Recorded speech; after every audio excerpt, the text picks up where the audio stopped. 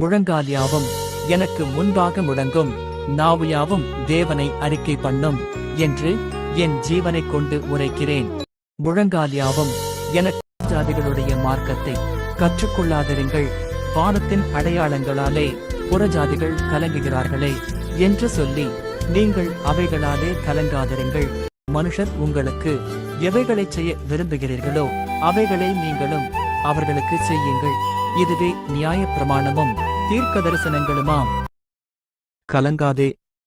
மீனின் வயிற்றுக்குள் இருந்த யோனாவின் கூக்குரலுக்கு இறங்கிய நான் ஆபத்தில் நீ கூப்பிடும்போது உன்னுடைய கூக்குரலுக்கும் இறங்கி வாழ்வளிப்பேன். ராஜாக்களே, உணர்வடையுங்கள். பூமியின் நியாயாதிபதிகளே, எச்சரிக்கையாயிருங்கள்.